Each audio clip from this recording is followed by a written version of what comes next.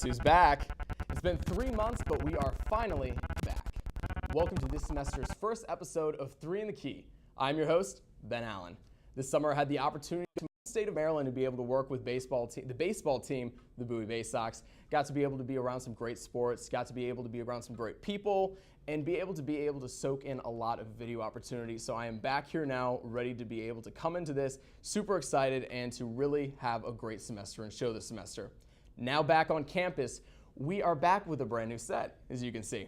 We will still be heading to the bar after our main set here. Our hope for the semester is to provide you with the latest and greatest sports action, get you local sports stories, as well as updates with our crew and reporters, as well as a closer look at the football season, and of course get you some of the best collegiate sports minds here to talk and Skype and debate with us. We had a lot of our best debaters move on to the real world, and we will hope to Skype in with them and see what's going on. This episode will not be a full episode today since it is a walkthrough for our brand new crew, but we will get you up to date on what you missed and a little bit of the discussion. We normally right now would send you into what you missed, but we right now are going to take a quick break and then do that. So right now, we'll be right back.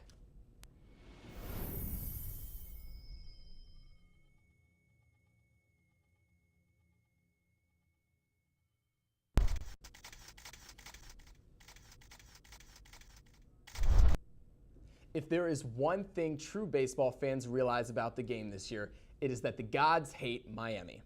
The Miami Marlins have had a very up and down season. They lost their ace and one of the few true young superstars of baseball, Jose Fernandez, to Tommy John surgery and are now getting another punch in the gut. The current leader of home runs and RBIs this season, Giancarlo Stanton, is done for the year. Stanton was hit in the face by a fastball last night by Mike Fierce, fracturing multiple bones and causing lacerations as well as dental damage to the young slugger's face.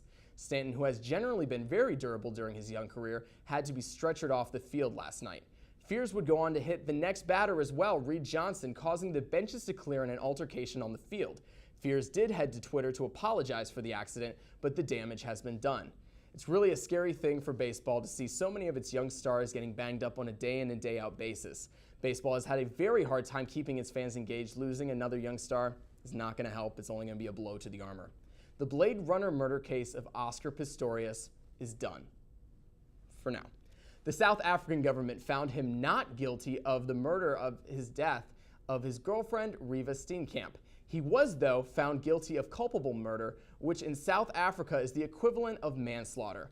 There was intent, but the negligence was there more than the intent, thus why we have the case that we have today. This crime in certain cases can carry a sentence of up to 15 years, but certain punishment has yet to be determined, and the prosecutors will decide whether to appeal following the sentencing. The Orioles may need to look deep within themselves here late in the season for more power hitting. Slugger Chris Davis has been suspended for amphetamine use. The 25-game suspension will end his regular season with the Orioles and will carry into the playoffs, where the team will most certainly be there with a 10-game lead over the Blue Jays and only a few games to go. Davis has been having a very down year in comparison to last year, only hitting .196 with 26 home runs. The Baltimore Ravens defeated the division rival Steelers last night, 26-6. The Ravens have had a very busy week with the dismissal of Ray Rice from the team following the leaked video of him punching his then fiancée in the elevator, as well having just lost on Sunday to the Bengals.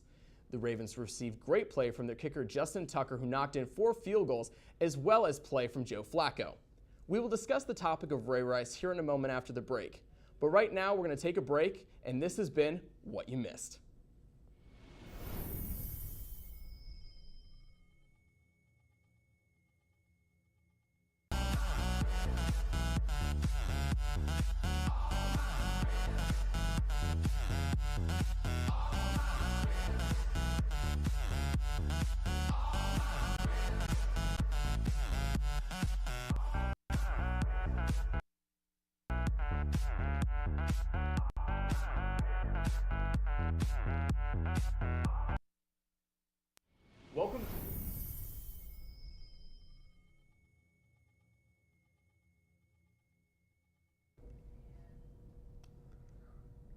Welcome back to 3 in the Key.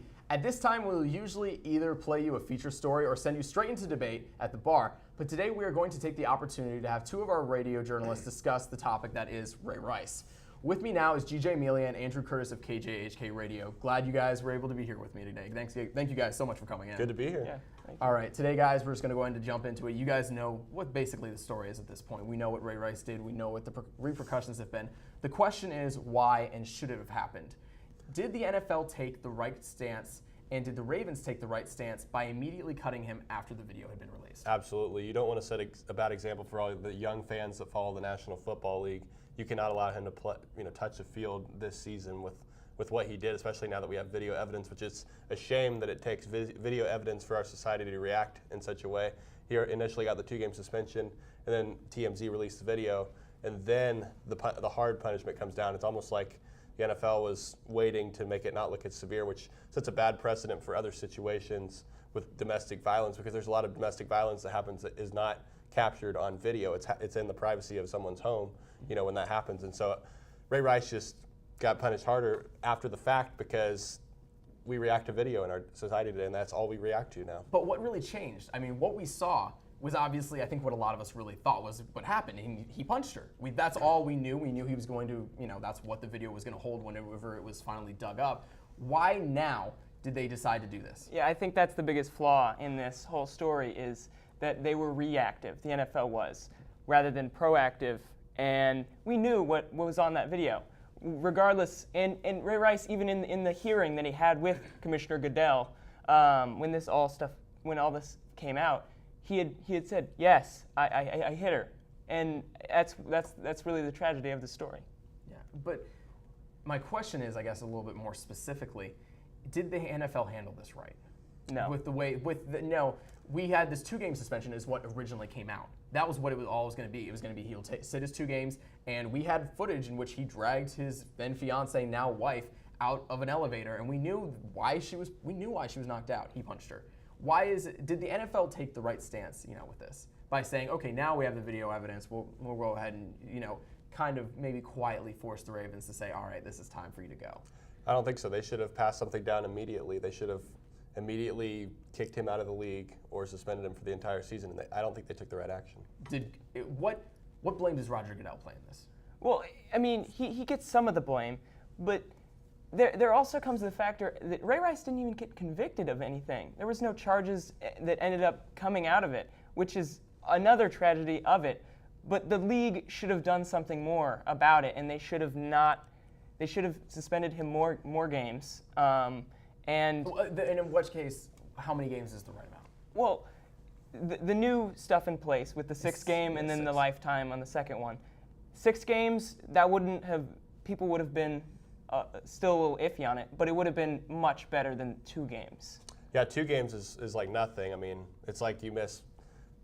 A lot of teams are rusty early in the season, so Baltimore could still find a way to, perhaps go 2-0. I mean, they won last night in dominating fashion without Ray Rice. And so 2 games doesn't really penalize the player or the team, especially for what he did.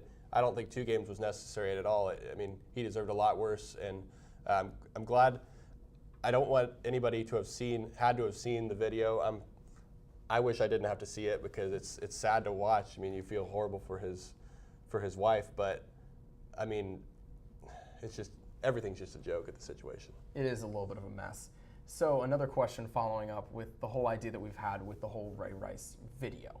We've talked about it. We're in the social media age. We like this idea of video. It's what really brings us in and intrigues us. If this had not been a video and we had just heard that Ray Rice had allegedly punched his then fiance, now wife, in the face and she was knocked out, would we have seen anything else like this? Because we hear these other stories of domestic violence in the NFL, and was it really just the footage that really made this actually into a story? That really brought it home, I think, because we have to, in our society, like I said earlier, we have to see it, not just visualize it, we have to actually see it. I mean, when you hear the story of him, punching his wife in the elevator and dragging her out, that you can kind of picture that in your head and you can visualize it, but once you see the actual evidence, you realize just how bad it really is. So is it going to take a video every single time for the NFL to step up and say, all right, this is a 6-game suspension? That's where the policies and just the whole mindset needs to change. The culture of the NFL and, I mean, pro sports in general. This isn't just the NFL. This happens everywhere. And that's where the overall mantra of the way people handle domestic violence in pro sports, it just needs to change. So what's next for the running back? What's next for Ray Rice? Is he ever going to play again, or have we seen the last of the running back that was the great superstar for the Ravens? I think he will play again. He needs to go get help first and foremost. But he will play again. I mean, we saw Michael Vick come back after what happened with him with the whole dog And Vick fight has thing. publicly supported it. Yeah. Vick has already come out and publicly supported him. Well, he's going to need to do something like what Michael Vick did, where Michael Vick came and now talks about a dog abuse and He's an animal advocate for cruelty. it. Yes, he's an advocate. That's what Ray Rice needs to do. He needs to be an advocate for domestic abuse and any sort of assault in that way, and needs to be a public speaker and say, this is what I did, and I would do anything to take it back, and here's why. And I think he has planned that. I think during the first initial press conference that he had with his wife after the whole first video that came out when they had the Ravens training day that they all came in and did the press conference, I think he did say with his wife that they plan to try to be advocates for this. And I think one of the issues that a lot of people are having with it, and a lot of people have taken both sides of it, is the fact that his wife has come out and said she doesn't want this for her husband. Is that, and I mean, we can't judge morals here, but as a football fan, are we supposed to take that with a grain of salt, or are we supposed to say, no, he should be very much gone just because his wife is saying this?